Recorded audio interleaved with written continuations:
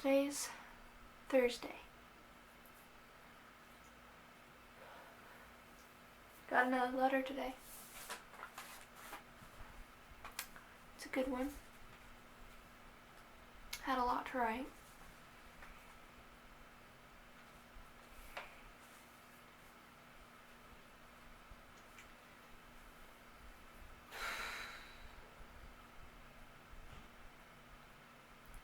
Today is the anniversary of my dad's death.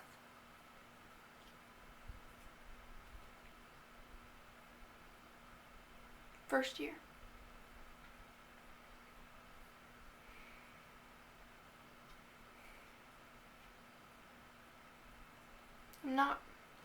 I'm not really upset with it like a lot of people are. My husband's family, every year on the anniversary of his mom's death, it's a huge thing. Every Mother's Day, every birthday, it's a big thing for them.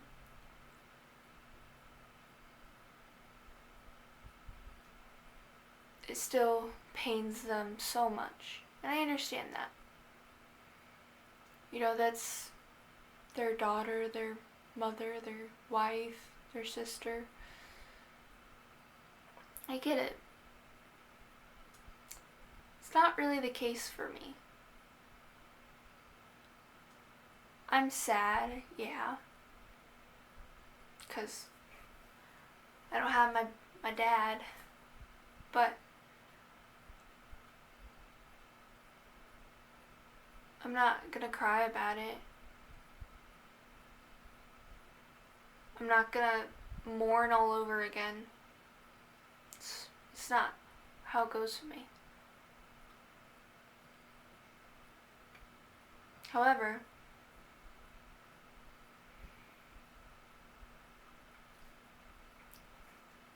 I definitely feel a change. My body has been way out of whack, and I think it's because of this, it remembers. It remembers what it was like.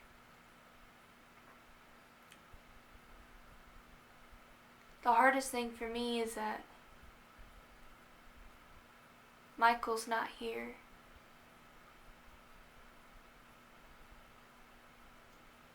He's not here to comfort me like he was a year ago. It just reminds me that the two men in my life, the men that God put here to hold me when I feel like crap, they're both gone.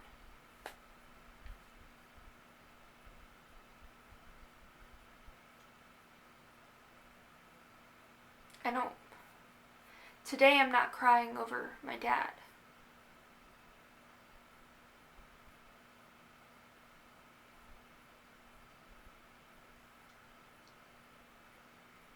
Sometimes I worry about myself because shouldn't I be crying about my dad?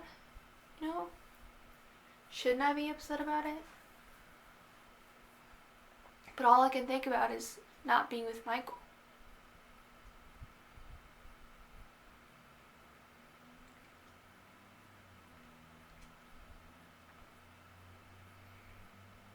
Today I've been very irritable and just annoyed with everything that happens around me.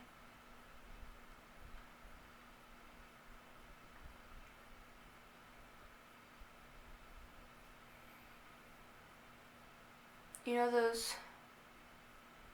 issues I talked about a couple days ago?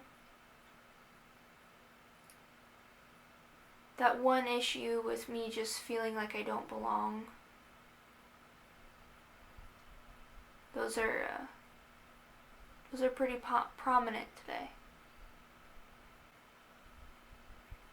What I would normally do on a day like this Not the anniversary of my dad's death, but a day where I just feel irritable and annoyed and alone and out of place, I would just curl up in a little ball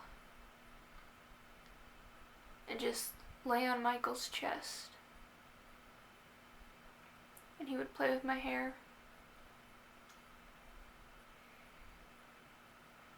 And we would just lay there. We would just lay there until I was calm again. I can't believe that we're not even halfway through.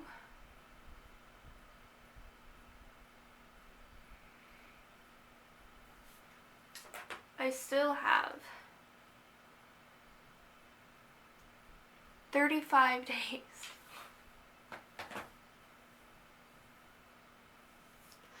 I still have 35 days until I could see my husband again.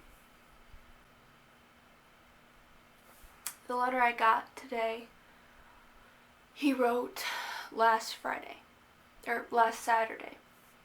and I got it today, Thursday. And in his letter, he said that he was supposed to get a call this week, sometime during the day. Well, I almost wish he didn't tell me that, because now I'm just waiting by my phone, waiting for it to ring more than I already have been. In my videos in the past, you'll hear my phone go off because I always have it on sound. It's always on sound. I'm terrified that I'm going to miss that call. Well, now that I'm expecting a call because it's Thursday and I haven't gotten a call all week, and he said that he's supposed to have a call this week, so now tomorrow I'm going to be at my phone staring at it all day.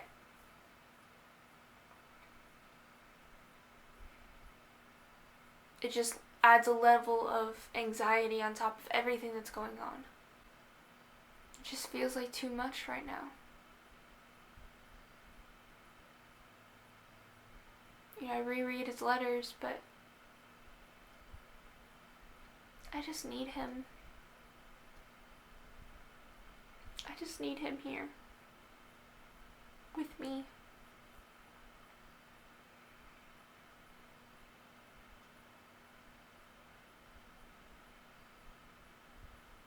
But I can't have him here.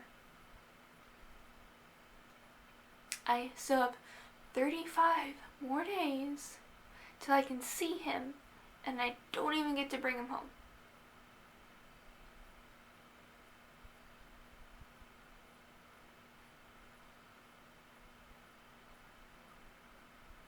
And I can't do anything about it.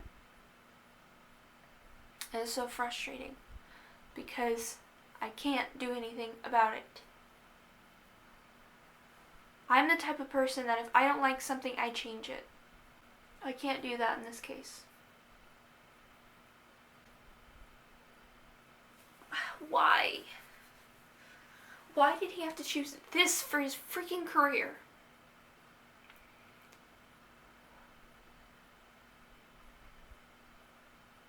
It could have been anything else. But this had to be what he chose. The one thing that I swore I wouldn't get involved with. And this is what he chose. In one of my other videos, I say that I prayed to God that I wouldn't love Michael. And when I say that, I mean it. Night after night, I prayed to him that I wouldn't love Michael, and that Michael wasn't supposed to be my soulmate.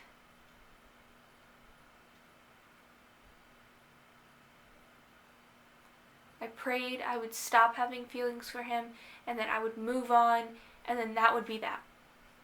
I prayed for it every single night. But look where I'm at. I couldn't stop. I couldn't stop loving him. I prayed that God would either make me stop loving him or make me love him enough to go through this. And he chose the latter, obviously.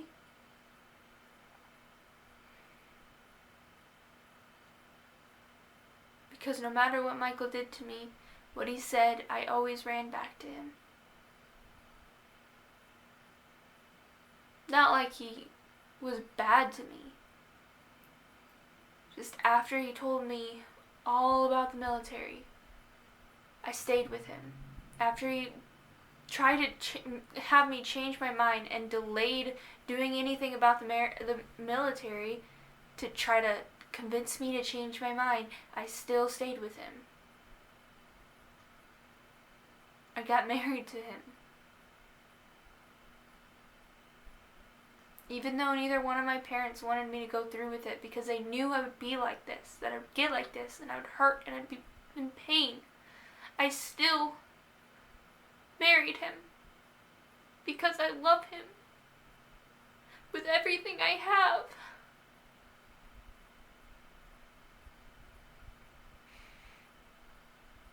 I love him. Because I love him, I have to go through this.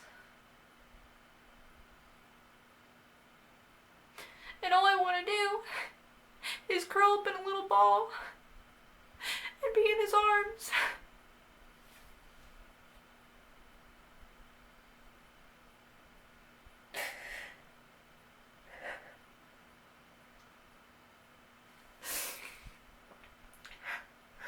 But I can't. Because I can't see him for another 35 days. And then for 3 months after that, I still can't be with him because he has to go to school. So I have to wait until I can see him again.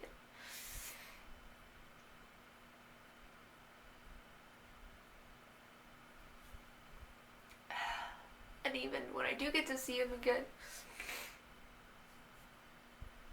it'll only be for 2 weeks and he has to go back.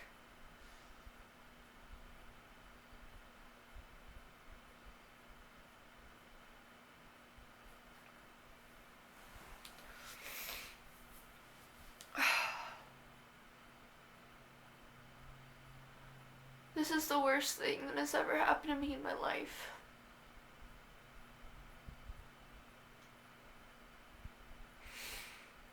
Well, that's saying a lot, especially since it's the anniversary of my dad's death.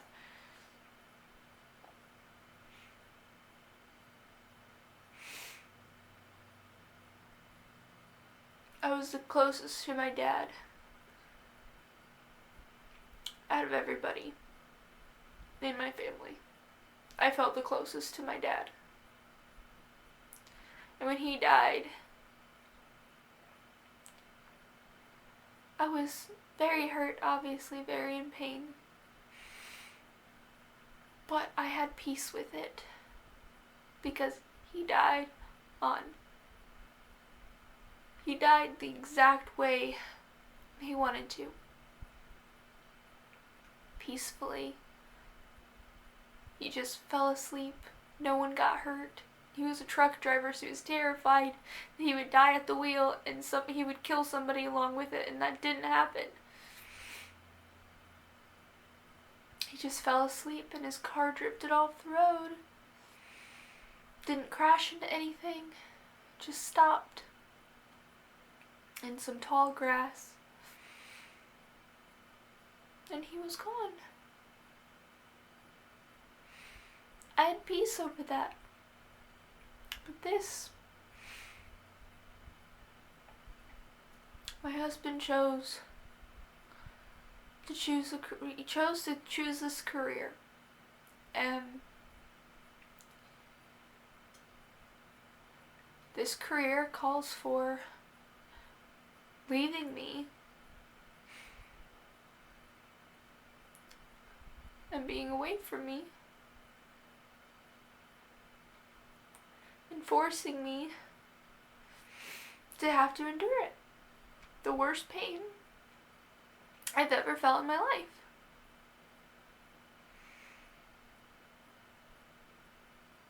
And really, it's because it's so dragged out. For now, I mean, it's just 2 months, but it doesn't end there. It's just 2 months to start out with. Then we can go into more months of just, we can talk, but we can't be with each other. And then I just get to see him for a little bit, and then he has to go back for who knows how long, and then every once in a while, he's just gone. And you get no warning. You don't know what communication's gonna be like. I don't know what career could have been worse for me. This pain's gonna be drawn out for 4 years. This is my life. This is my life, and I have to accept it. I don't know how people do it.